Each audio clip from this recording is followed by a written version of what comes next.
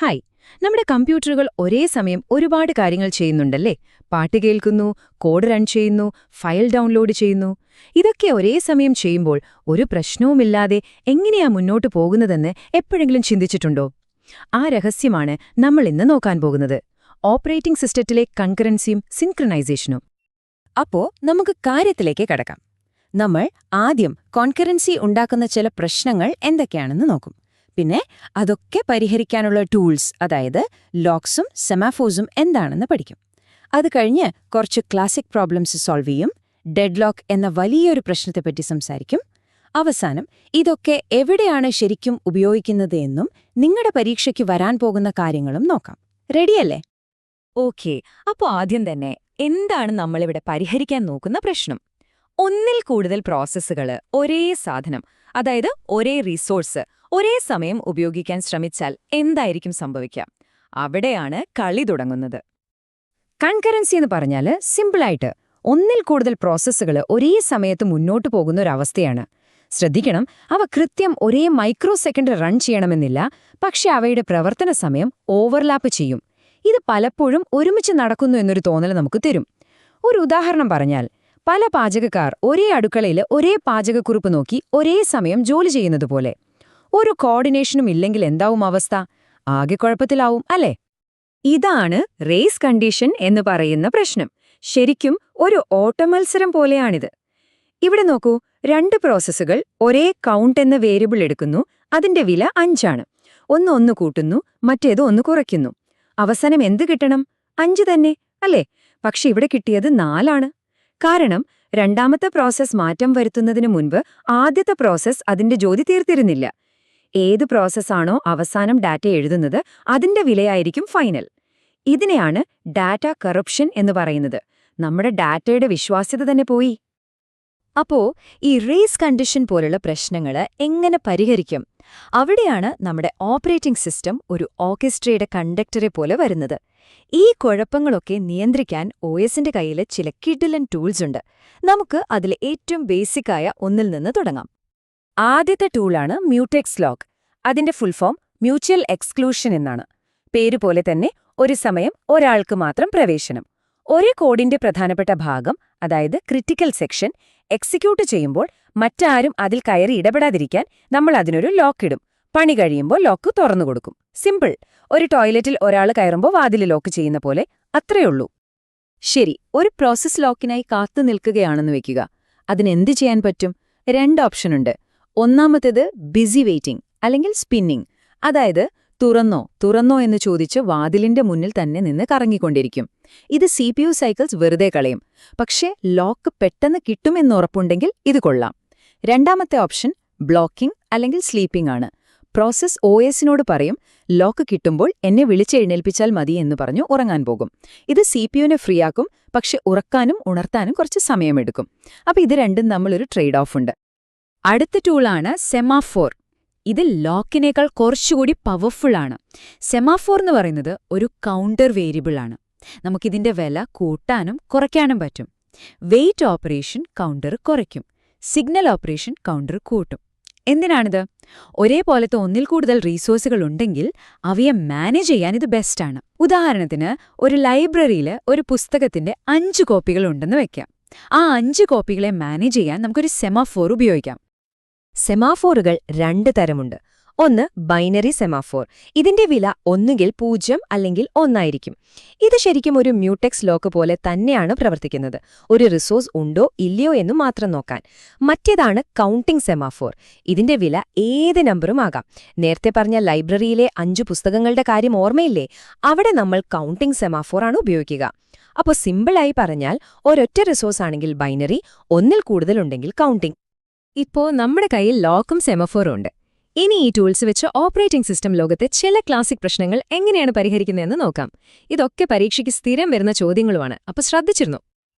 ആദ്യത്തെ പ്രശ്നം producer consumer problem. പേരുപോലെ തന്നെ ഇവിടെ ഒരു പ്രൊഡ്യൂസറുണ്ട്, ഒരു കൺസ്യൂമറും. പ്രൊഡ്യൂസർ ഡേറ്റയുണ്ടാക്കി ഒരു പൊതുവായ സ്ഥലത്ത്, അതായത് ഒരു ബഫറിൽ വെക്കുന്നു.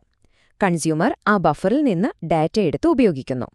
ഇവിടുത്തെ പ്രശ്നം എന്താന്ന് വെച്ചാൽ, ബഫർ നിറഞ്ഞിരിക്കുമ്പോൾ പ്രൊഡ്യൂസർ ഡേറ്റ വെക്കാനും ബഫർ കാലിയായിരിക്കുമ്പോൾ കൺസ്യൂമർ ഡേറ്റ എടുക്കാനും ശ്രമിക്കരുത്. അതുമാത്രമല്ല, ഒരേ സമയം രണ്ടാളും ബഫറിൽ മാറ്റം വരുത്താനും പാടില്ല. എങ്ങനെ ഇത് ശരിയാക്കും? ഈ പ്രശ്നം പരിഹരിക്കാൻ നമ്മൾ 3 സെമാഫോറുകൾ ഉപയോഗിക്കും. ഒന്നാമത്തേത് ഒരു മ്യൂടെക്സ്. ബഫറിൽ ആരെങ്കിലും ഒരാൾ മാത്രം ഒരേ സമയം മാറ്റങ്ങൾ വരുത്തുന്നു എന്ന് ഉറപ്പാക്കാനാണിത്. പിന്നെ ഫുൾ എന്നൊരു കൗണ്ടിംഗ് സെമാഫോർ. ഇത് ബഫറിൽ എത്ര ഐറ്റംസ് ഉണ്ട് എന്ന് ട്രാക്ക് ചെയ്യും. കൺസ്യൂമർ ഡാറ്റ എടുക്കുന്നതിനു മുൻപ് ഈ സെമാഫോർ ചെക്ക് ചെയ്യും. മൂന്നാമത്തേത് എംടി എന്ന സെമാഫോർ. ഇത് ബഫറിൽ എത്ര ഒഴിഞ്ഞ സ്ഥലങ്ങളുണ്ടെന്ന് നോക്കും. പ്രൊഡ്യൂസർ ഡാറ്റ വെക്കുന്നതിനു മുൻപ് ഇത് ചെക്ക് ചെയ്യും. ഇതൊരു കിടിലൻ സൊല്യൂഷൻ അല്ലേ? അടുത്തത് റീഡേഴ്സ് റൈറ്റേഴ്സ് പ്രോബ്ലം. ഇതും വളരെ കോമൺ ആയിട്ടുള്ളൊരു സിറ്റുവേഷനാണ്. ഒന്ന് ആലോചിച്ചു നോക്കൂ, ഒരു ഡേറ്റാബേസ് ഉണ്ടെന്ന് കരുതുക. ഒരേ സമയം എത്ര പേർക്ക് വേണമെങ്കിലും അതിൽ നിന്ന് ഡേറ്റ വായിക്കാമല്ലോ, അതിൽ പ്രശ്നമൊന്നുമില്ല. പക്ഷേ ഒരാൾ ആ ഡേറ്റ എഡിറ്റ് ചെയ്യുമ്പോൾ അല്ലെങ്കിൽ റൈറ്റ് ചെയ്യുമ്പോൾ മറ്റാരും അത് വായിക്കാനോ എഡിറ്റ് ചെയ്യാനോ പാടില്ല. അപ്പോൾ പല റീഡർമാരെ ഒരേ സമയം അനുവദിക്കുകയും എന്നാൽ റൈറ്റർക്ക് എക്സ്ക്ലൂസീവ് ആക്സസ് കൊടുക്കുകയും ചെയ്യുന്നത് എങ്ങനെ? ഇനിയൊരു ഫേമസ് പ്രോബ്ലമാണ് ഡൈനിങ് ഫിലോസഫേഴ്സ്. കഥ എങ്ങനെയാണ്? 5 ഫിലോസഫർമാർ ഒരു വട്ടമേശയ്ക്ക് ചുറ്റുമിരുന്ന് ഭക്ഷണം കഴിക്കാൻ ശ്രമിക്കുന്നു. മേശയിൽ 5 പ്ലേറ്റ് നൂഡിൽസും 5 ഫോർക്കുകളുമുണ്ട്. ഓരോ പ്ലേറ്റിന്റെയും ഇടയിലായിട്ടാണ് ഫോക്കുകൾ വെച്ചിരിക്കുന്നത്. ഒരാൾക്ക് നൂഡിൽസ് കഴിക്കണമെങ്കിൽ അയാളുടെ ഇടത്തും വലത്തുമുള്ള 2 ഫോർക്കുകളും വേണം. എല്ലാരും ഒരേ സമയം ചിന്തിച്ച് ഒരേ സമയം വലതുവശത്തെ ഫോർക്ക് എടുത്താൽ എന്ത് സംഭവിക്കും? ആർക്കും രണ്ടാമത്തെ ഫോർക്ക് കിട്ടില്ല. എല്ലാരും കാത്തിരിക്കും. ആരും ഭക്ഷണം കഴിക്കുകയുമില്ല. ഇതാണ് ഡെഡ്ലോക്കിന്റെ ഒരു ക്ലാസിക് ഉദാഹരണം. ആ ഫിലോസഫർമാരുടെ പ്രശ്നം നമ്മളെ ഓപ്പറേറ്റിംഗ് സിസ്റ്റത്തിലെ ഏറ്റവും വലിയ ഒരു തലവേദനയിലേക്കാണ് കൊണ്ടെത്തിക്കുന്നത്. ഡെഡ്ലോക്ക്. ഒരു സിസ്റ്റം മുഴുവൻ സ്തംഭിച്ചു പോകുന്നൊരവസ്ഥയാണിത്. ഡെഡ്ലോക്ക് എന്ന് പറഞ്ഞാൽ 2 അതിലധികമോ പ്രോസസ്സുകൾ ഒന്നിനും മുന്നോട്ടു പോകാൻ പറ്റാതെ എന്നേക്കുമായി ബ്ലോക്കായി പോകുന്നൊരവസ്ഥയാണ്. കാരണം ഓരോ പ്രോസസ്സും കാത്തിരിക്കുന്നത് മറ്റേ പ്രോസസ്സ് കയ്യിൽ വെച്ചിരിക്കുന്ന ഒരു റിസോഴ്സിന് വേണ്ടിയായിരിക്കും. ഒരു 4 കവലയിലുള്ള ട്രാഫിക് ജാം ആലോചിച്ചു നോക്കൂ. മുന്നോട്ടു പോകാൻ പറ്റാതെ എല്ലാ വണ്ടികളും കുടുങ്ങിക്കിടക്കുന്നതുപോലെ. ആരും 1 ഇഞ്ച് മുന്നോട്ടു പോവില്ല. ഒരു ഡെഡ്ലോക്ക് വെറുതെ അങ്ങ് സംഭവിക്കില്ല. അതിന് 4 കണ്ടീഷൻസ് ഒരേ സമയം ഉണ്ടാകണം. ഇതിനെ കോഫ്മാൻ കണ്ടീഷൻസ് എന്ന് പറയും. 1. മ്യൂച്വൽ എക്സ്ക്ലൂഷൻ, അതായത് റിസോഴ്സ് ഷെയർ ചെയ്യാൻ പറ്റില്ല. 2. ഹോൾഡ് ആൻഡ് വെയിറ്റ്, ഒരു റിസോഴ്സ് കയ്യിൽ വെച്ചുകൊണ്ട് വേറൊന്നിനു വേണ്ടി കാത്തിരിക്കുക. 3. നോ പ്രിയംഷൻ, ഒരു പ്രോസസ്സിന്റെ കയ്യിൽ നിന്ന് റിസോഴ്സ് ബലമായി പിടിച്ചുവാങ്ങാൻ പറ്റില്ല. 4. സർക്കുലർ വെയിറ്റ്, ഞാൻ നിനക്ക് വേണ്ടിയും നീ അവനു വേണ്ടിയും അവൻ എനിക്ക് വേണ്ടിയും കാത്തിരിക്കുന്ന ഒരു സൈക്കിൾ രൂപപ്പെടുക. ഈ 4 ഒത്തുവന്നാൽ ഡെഡ്ലോക്ക് ഉറപ്പാണ്. അപ്പോ ഈ ഡെഡ്ലോക്കിനെ എങ്ങനെ കൈകാര്യം ചെയ്യും? പ്രധാനമായും 4 വഴികളുണ്ട്. ഒന്നാമത്തേത് പ്രിവെൻഷൻ, അതായത് പ്രതിരോധം. നേരത്തെ പറഞ്ഞ 4 കണ്ടീഷൻസിൽ ഏതെങ്കിലും ഒന്ന് സംഭവിക്കാതെ നോക്കുക. രണ്ടാമത്തേത് അവോയ്ഡൻസ്, ഒഴിവാക്കൽ. സിസ്റ്റം എപ്പോഴും ഒരു സേഫ് സ്റ്റേറ്റിലാണെന്ന് ഉറപ്പുവരുത്തുക. മൂന്നാമത്തേത് ഡിറ്റക്ഷൻ ആൻഡ് റിക്കവറി, അതായത് ഡെഡ്ലോക്ക് വരാൻ അനുവദിക്കുക, എന്നിട്ട് അതിനെ കണ്ടുപിടിച്ച് ഏതെങ്കിലും ഒരു പ്രോസസ്സിനെ നിർത്തിയിട്ടോ മറ്റോ പ്രശ്നം പരിഹരിക്കുക. ചില സിസ്റ്റങ്ങൾ ഇതൊന്നും ചെയ്യാതെ ഡെഡ്ലോക്കില്ലെന്നങ്ങ് ഭാവിക്കും. ഇതുവരെ നമ്മൾ കുറേ തിയറി പറഞ്ഞു. ഇതൊക്കെ ശരിക്കും എവിടെങ്കിലും ഉപയോഗിക്കുന്നുണ്ടോ? ഉണ്ട്. നമുക്ക് ലിനക്സ് കേർണലിൽ ഇതെങ്ങനെയാണ് പ്രവർത്തിക്കുന്നതെന്ന് നോക്കാം. അതോടൊപ്പം നിങ്ങളുടെ പരീക്ഷയ്ക്ക് വേണ്ടിയുള്ള ചില ടിപ്സും കൂടി നോക്കാം. നമ്മൾ ഉപയോഗിക്കുന്ന ലിനക്സ് ഓപ്പറേറ്റിംഗ് സിസ്റ്റം ഒരു വലിയ ഓർക്കസ്ട്ര തന്നെയാണ്. കോടിക്കണക്കിന് ലൈൻ കോഡും ആയിരക്കണക്കിന് പ്രോസസ്സുകളും. അവിടെ കൺകറൻസി മാനേജ് ചെയ്യാൻ നമ്മൾ ഈ പഠിച്ച ടൂൾസ് ഒക്കെ ഉപയോഗിക്കുന്നുണ്ട്. ഉദാഹരണത്തിന്, വളരെ കുറഞ്ഞ സമയത്തേക്ക് ലോക്ക് ആവശ്യമുള്ളപ്പോൾ അവർ സ്പിൻ ലോക്കുകൾ ഉപയോഗിക്കും. സാധാരണ മ്യൂച്വൽ എക്സ്ക്ലൂഷനു വേണ്ടി മ്യൂടെക്സുകളും, ഒന്നിൽ കൂടുതൽ റിസോഴ്സുകളെ നിയന്ത്രിക്കാൻ സെമാഫോറുകളും ഉപയോഗിക്കുന്നു. അപ്പോൾ ഇതൊന്നും വെറും പുസ്തകത്തിലെ തിയറിയല്ല, യഥാർത്ഥത്തിൽ പ്രവർത്തിക്കുന്ന കാര്യങ്ങളാണ്.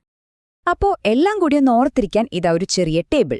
മ്യൂടെക്സ് ലോക്ക്, ഒരേ സമയം ഒരാൾക്ക് മാത്രം പ്രവേശനം, ഒരു മ്യൂസിക് സ്റ്റാൻഡ് പോലെ. സ്പിൻ ലോക്ക്, പെട്ടെന്നുള്ള ലോക്കിനു വേണ്ടി, വാതിൽ തുറന്നോ എന്ന് നോക്കി നിൽക്കുന്ന പോലെ. സെമാഫോർ, റിസോഴ്സുകളുടെ എണ്ണം നോക്കാൻ, പ്രാക്ടീസ് റൂമിലെ താക്കോലുകൾ പോലെ.